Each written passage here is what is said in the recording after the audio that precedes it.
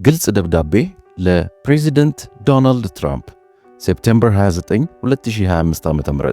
ውድ የተከበሩ ፕሬዚደንት፣ ከዚህ በታች ስማቸውና ፊርማቸው በተገለጸ በሚወዶትና በየቀኑ በሚጸልዩሎት ክርስቲያኖች ስም ለአይሁዶች አገር ለእስራኤል እያደረጉ ላሉት ታሪካዊና ጽኑ ድጋፍ ከፍ ያለ ምስጋናችንን ለማቅረብ እንወዳለን። የእርሱ አመራር የእስራኤልን ደህንነት ማረጋገጥ ብቻ ሳይሆን ለመላው ዓለም ነፃነትንና እውነትን እያረጋገጠ ይገኛል። ይሁን እንጂ አንድ ደግሞ እጅጉን ያሳሰበን ጉዳይ አለ። ይኸውም ከአሜሪካ ወዳጅ ሀገራት እንኳ ሳይቀር ከበርካታ አቅጣጫዎች እያስተጋቡ ያሉ ድምጾችና አስገዳጅ ፖሊሲዎች እስራኤልን የሚያዳክሙ ብሎም ሕልውናዋን አደጋ ላይ የሚጥሉ መሆናቸው ነው። እስራኤል መጽሐፍ ቅዱሳዊ ርስቶቿ በሆኑት በይሁዳና በሰማርያ ሉዓላዊነቷን እንዳታስከብር የሚያደርጉ ሙከራዎች ሁሉ ሰላምን አያመጡም። ይልቁንም የግጭቶችን ዕድሜ ያራዝማሉ። እንዲሁም ሰላም ለሚገባው የፍልስጤም ሕዝብ ብቻ ሳይሆን ለአይሁድም ሁሉ ሳይቀር በስጋት ሕይወት ውስጥ የመኖራቸውን ሁኔታ ያባብሳሉ።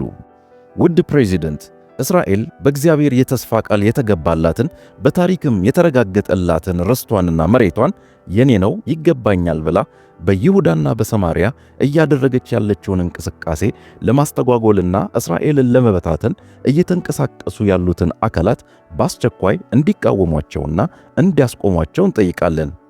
አሜሪካ እግዚአብሔር የመሰረተውንና ወደፊትም የሚመሰርተውን ሥርዓት የምትጻረር አገር በፍጹም መሆን የለባትም።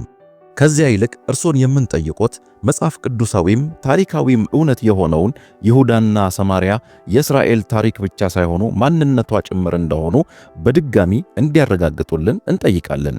እስራኤል በይሁዳና በሰማርያ ሊኖራት የሚገባው ሉዓላዊነት ከእግዚአብሔር ዘንድ የተሰጣት በመሆኑ ፍትሕ እና ዘላቂ ሰላም ይመጣ ዘንድ ከተፈለገ ይህ ሉዓላዊነቷ ዕውቅና ሊሰጠው ይገባል።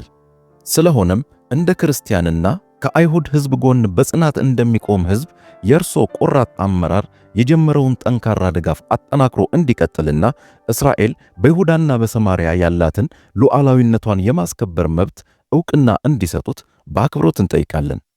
ውድ ፕሬዚደንት፣ በዚህ ወሳኝ ጊዜ እርሶ የሚሰጡት አመራር በጣም አስፈላጊ ነው። ከእግዚአብሔር ቃል ኪዳንና ከእግዚአብሔር ሕዝብ ከእስራኤል ጎን ለመቆም የወሰኑ መሪ በመሆኑ ታሪክ ዘንታለም ያስታውሶታል። ከምስጋናና ከጸሎት ጋር ይህ ግልጽ ደብዳቤ የተጻፈው በቀን ሴፕቴምበር 29 2025 ዓ.ም ወይም በኢትዮጵያ መስከረም 19 2018 ዓ.ም ሲሆን የተጻፈው ለአሜሪካው ፕሬዝዳንት ለዶናልድ ጄ ትራምፕ ነው።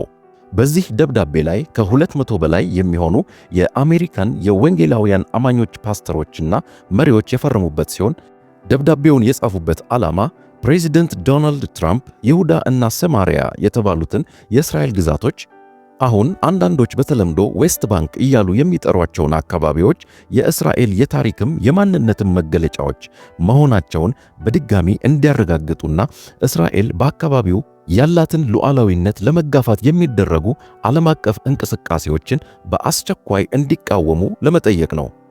ወንጌላውያኑ ይህንን ጥያቄ ለፕሬዝዳንት ዶናልድ ትራምፕ እንዲያቀርቡ ያነሳሳቸው ከቅርብ ጊዜ ወዲህ ከመላው ዓለም በፍጥነት እየጨመረ የመጣው ለፍልስጤም መንግስትነት ወይም አገርነት ዕውቅና የመስጠቱ ድጋፍ መብዛቱ ብቻ ሳይሆን የፍልስጤም መንግስትነት ይሁዳን እና ሰማርያን ወይም ዌስት ባንክን ያካተተ መሆን አለበት የሚል በመሆኑ ነው።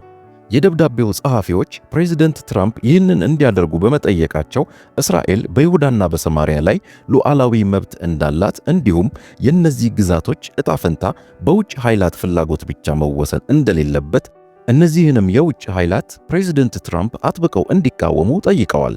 ይሁዳና ሰማርያም አወዛጋቢ አካባቢዎች አይደሉም ባዮች ናቸው። አካባቢው የእስራኤል ጥንታዊ ይዞታ ስለመሆኑ መጽሐፍ ቅዱስንና ታሪክን ዋቢ አድርገዋል።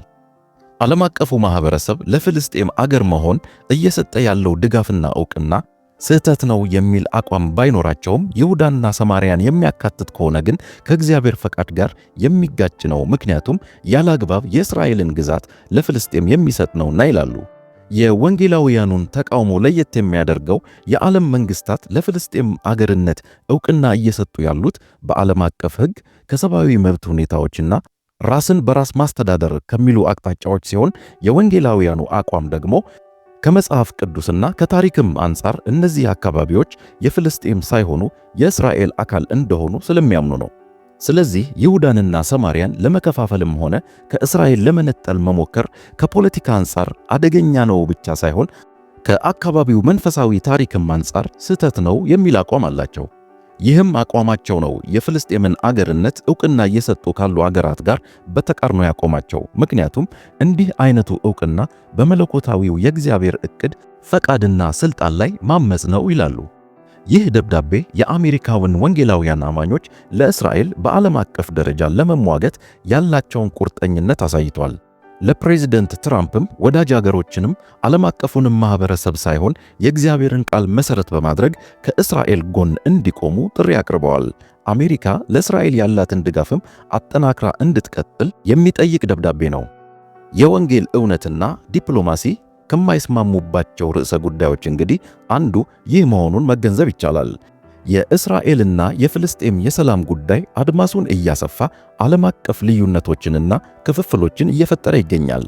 ይህ ልዩነት ታዲያ ይበልጥ እየሰፋ ሄዶ ለመካከለኛው ምስራቅም ለዓለም ሰላም መፍትሄ መፈለጉ የግድ በሚሆንበት ጊዜ ለሐሰተኛው ክርስቶስ መነሳት ምቹ ሁኔታዎችን እንደሚፈጥርለት ይጠበቃል።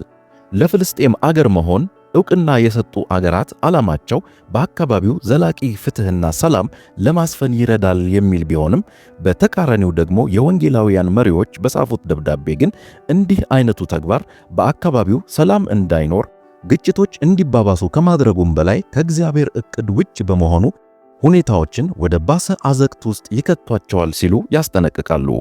ይህን ቪዲዮ ላይክ እና ሼር፣ ሱፐርናቹራል ቻናልን ሰብስክራይብ ማድረግ አትርሱ። ጌታ አብዝቶ ይባርካችሁ።